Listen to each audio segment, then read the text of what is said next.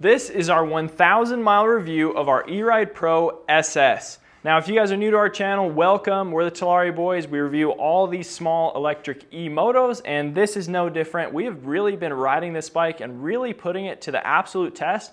Today, we're gonna go over ultimately if it's worth the money. If we think you guys should spend about $5 grand and buy this bike. So we're gonna be going over the good, bad, the ugly, and talking about a couple of the upgraded parts we already have installed as well. If you guys enjoyed this video, hit that subscribe button and let's get into it. Go! There goes the Eride Pro. Ready, set, go! Oh! I got him! Go. I'm not giving it up. No way! If you guys aren't familiar with the Eride Pro, this is a new model. We've had it for a couple months now. We have lots of review videos and a range test and off-road test. If you guys are interested in those videos, check the link in our description to take you there. We also have a link in the description to purchase this bike. If by the end of the video you feel like it's worth the money, then go ahead and click that link and you can purchase it there. It's one of the best places we found to buy it. It's a great price. So to get into the video, so we have 1,000 miles on this bike, actually literally 1,001. If we turn it on and show you the screen here, and we have about 700 of those miles on off-road. About 300 were on the street, 700 were off-road, and we really beat this bike. Like, we rode really nasty, rocky trails, really putting it to the test. These are not just like show miles, trying to keep the bike pristine. So you can see it's all muddy right now. We've literally given it like a full wash and scrub over 10 times. And so far we haven't had any issues with washing the bike. We haven't gotten water in any weird places that made it malfunction, which is something people worry about on an E-moto. We've also estimated that after 1,000 miles, we have about 35 charge cycles on this battery. That basically means we drained it from 100 down to 0. That's basically a charge cycle. We rode this bike hard pretty much every time we rode it. Didn't get as many miles as we could have gotten because we used a ton of full throttle runs, but pretty impressed with how this battery's holding up. 35 cycles really isn't that many in the grand scheme of battery life, but we're doing great so far. You guys may have noticed we do have some upgrades on this bike, most of which aren't gonna really change how this bike is holding up over 1,000 miles. They just make the riding experience so much better. We'll quickly go over those. We did a 3-inch Warp 9 handlebar. We did a eBikezilla direct mount stem that still fits the stock display. Warp 9 stem lock just keeps our bearings locked in. We did a headlight button because our older version of this bike didn't come with the headlight switch. If we move on down, we did Warp 9 upgraded foot pegs. This is really a must-do upgrade. We also did Warp 9 lockdown axle blocks and rear rotor disc guard, so that helps protect our rotor. And the biggest upgrade we did was a Warp 9 16-inch rear wheel. This really changed how the bike rides and just makes it so much more fun, having more traction, larger air volume. Really is a fun upgrade. Moving to the front, we did a Dunlop MX-34 upgraded front tire. However, if we were gonna do it again, we would do the new Tusk ground wire 7100 19-inch tire. That's a great option that just recently came out. If you guys are interested in any of these upgrades, we do have an online parts store, tbelectricmoto.com. There will be a link down in the description and a discount code to use as well. So like I mentioned, most of these parts really didn't change how the bike held up over 1,000 miles. So they really just make it a more fun experience. So to get into this bike, let's go over the things that went wrong first, and then we'll talk about what went right. So first off, we're gonna throw in a clip here because our fork went bad at about 600 miles. So this thing like totally blew. We had air coming up and oil coming up out of the seals in the top. It had a massive dead stroke. We're just gonna roll the clip so you guys can see that. All right guys, update on our Eride Pro. We're at 625 miles. We're making this update because our fork just blew out. It is just like totally collapsed. You can see even just the way the bike sags it in, makes a clicking sound, and we can bottom it out so easily. So it didn't always feel like this. It was always a soft fork, but we've been running it on the firmest settings the entire time we've had it. And we have been riding it hard, but you can literally like, that was hitting the bottom. I could feel it bottoming out. You shouldn't be able to do that. This is the 1.0 Eride Pro SS bike, and it has the softer spring in the fork, so we're hoping that The 2.0 doesn't have the same issues with the stiffer spring, and maybe they've tweaked a few other things. We're gonna now put this upgraded fork on. Actually, it's not upgraded, it's just brand new. We don't know if it's the 1.0 fork or the 2.0 fork. We're gonna put it on. It's gonna be better than what we've got right here. As you guys saw, we changed that fork at 625 miles. We did get a replacement sent out by Eride Pro. This is the same 1.0 version fork. The 2.0 version has a stiffer spring, so we're hoping that one holds up better than this one did. Just being stiffer, maybe it can take the abuse a little bit better. We don't really know though, because we haven't had a chance to put a ton of miles on our 2.0 bike. But this one does feel exactly like it does when it was brand new. We have 400 miles on it now, and it still feels the same as it did at 625 miles. But again, ours blew at about 600, so hopefully that's not a normal case for people, but we have been very impressed with how Eride Pro has handled customers with issues like this. In this case, we're not really different in like getting a fork sent out by Eride. We've heard of other customers blowing up their forks as well and have gotten a replacement sent out to them quickly, among other small issues that these bikes have. Like any company has, you know, minor issues, especially with a new product, so it's to be expected. It just, at the end of the day, comes down to how well they support you after you purchase their product. And I think Eride is doing a great job of that. So to move on, let's talk about brakes and brake pads. So in my opinion, the brakes have actually held up really well. Now, we burned through our brake pads again at about 600 miles. We did a maintenance video on this bike and we replaced the pads front and back because they were totally worn out. So with that, we upgraded to MTX braking brake pads. We sell those on our website and they are a nice improvement actually. I was the one that was putting on a ton of the miles before 600, and right after when we switched the brake pads, there was a noticeable improvement on them. So if you guys need upgraded brake pads, those will make a nice difference. You can also adjust the lever feel here, and we've had to do that quite often throughout the 1,000 miles because we found that the screw would like back out and it would bring our lever further and further in, so we'd have to keep adjusting it out. Otherwise it would pull too far and hit our grip. So if you guys have noticed that your brakes are really pulling too far, it might not actually be an issue with your brake bleed. It might just be an issue of this little set screw needing to be adjusted with a 2mm Allen. So keep that in mind. I literally did it on a ride last night when I was putting on that last few miles for the 1,000. I had to pull over and adjust this brake, and now it feels much better. So our pads are doing good. We burned through them quick though because we were doing lots of those downhill mountain bike trails. It's sort of a reminder that you need to check your brake pads fairly often because they might wear out a lot quicker than you think they do. Okay, moving on to the rest of the bike. This bike's performing really well. It's been a blast to ride, especially with the 16. It really changed how the bike feels, and it makes it super fun and playful.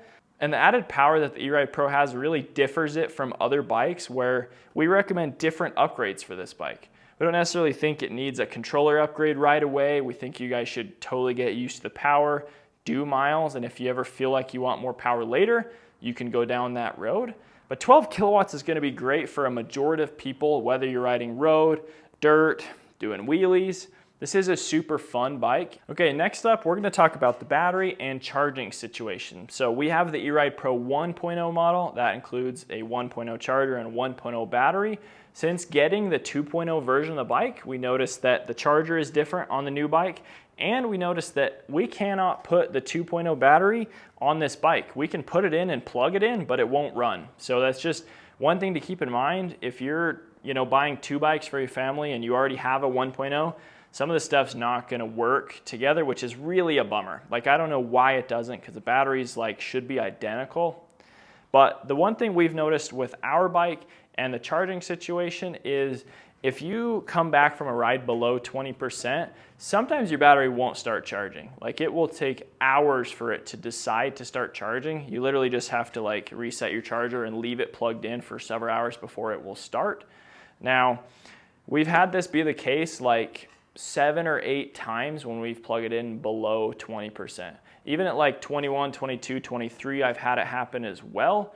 The lowest we have drained it is down to 7%. That is when the bike turns off.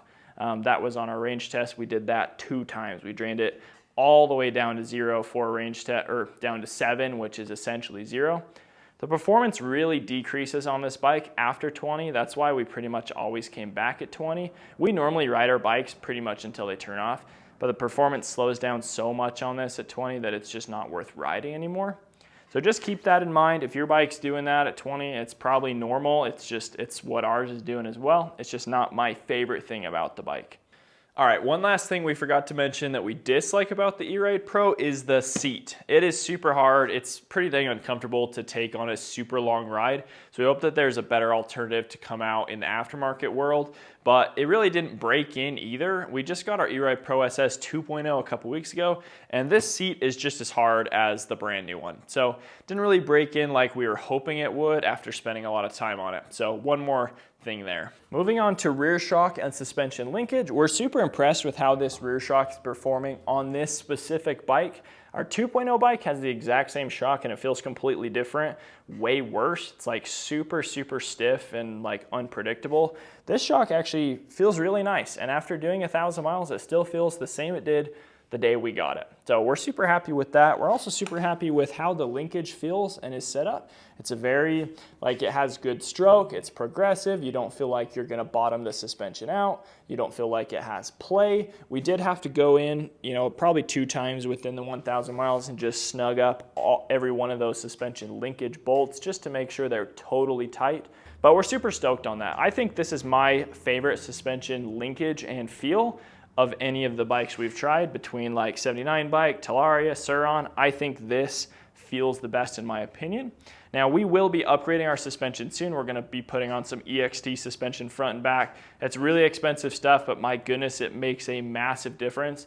We actually put it on this bike for our trip to Moab about a month ago. From about mile 300 to mile 400, this bike had EXT suspension front and rear, and it was one of the most fun bikes I've ever ridden paired with the 16.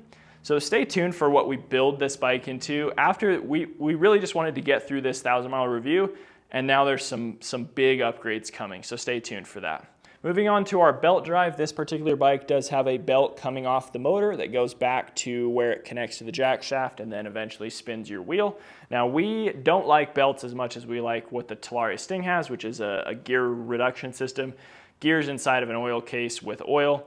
That's just a lot smoother in our opinion, but the belt has been holding up just fine. It's been great. We did get a bunch of mud into it the other day, and I literally had to take this cover off and get like a pick and pick out the mud on every single like tooth on our sprocket that the belt rests on. Even that stretched our belt out a little bit, but I was able to tighten the motor a little bit, get that belt tension properly, and after 1,000 miles, we haven't had a single issue with it. So that's still holding up great. As we're down there, let's look at our skid plate. So we actually have a huge dent in this side. We'll show a little clip really quick. This skid plate is way stronger than any other stock bike we've noticed.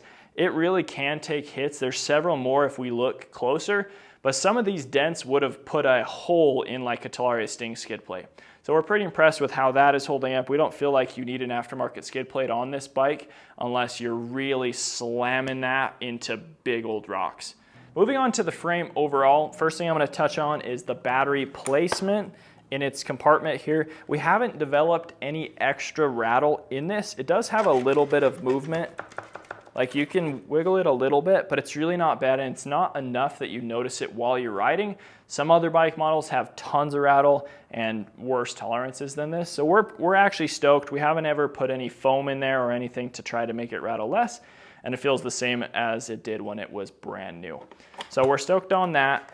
Moving on to the frame has held up great. It definitely feels stiffer than some frames we've ridden, but not as stiff as others. I would categorize this behind the TalariaSting. I think the main frame and the subframe on a Talaria are stiffer, and at the end of the day, better for like a really heavy rider. Gonna recommend that you buy a TalariaSting with the suspension and the frame that it has. This obviously has more power, but I think that there is a little bit more flex going on in the swing arm, and I'm not trying to like make this a bad thing because it's really not bad. It's really not. But it does have a little bit more flex than some other bikes we've ridden, but it's holding up great after 1,000 miles, and I think it can handle the larger, heavier 16-inch rear wheel and tire just fine. The last thing we're not going to be talking about is tire wear front and back. These are not the stock tires, as I mentioned before. We really think the stock tires really aren't that great, and we really recommend some upgraded options. We'll have a link down in the description for some good budget-friendly tires. You can get tires for like 70, 80 bucks front and rear and just change the feel of the bike. So we're not going to talk about how much wear the tires got because it really doesn't matter. We think you guys should just upgrade your tires and have a better experience. Well guys, that is just about going to wrap up our 1,000 mile review. I think this bike did great. The only major issue we had was that front fork. That's kind of just going to happen with this low-end suspension that comes on all of these e-bikes. They do blow up when they get used, and I think ours blew up pretty quickly, so it's not a great mark for E-Ride there, but at the end of the day, if you're going to ride your bike really hard and ride it a ton, upgraded suspension really is in your future, and it's going to be one of the best upgrades you'll ever do. So stay tuned for how we modify this bike in the future, but I think for the money, like $51.50 out the door with that link in our description, it's a great bike for that price, and I think if you do have any issues, E-Ride's going to take care of you. So that's what it's all about at the end of the day. We hope you guys can get a bike. If you already have one, get some upgrades for it, and thanks for watching. We'll catch you next video.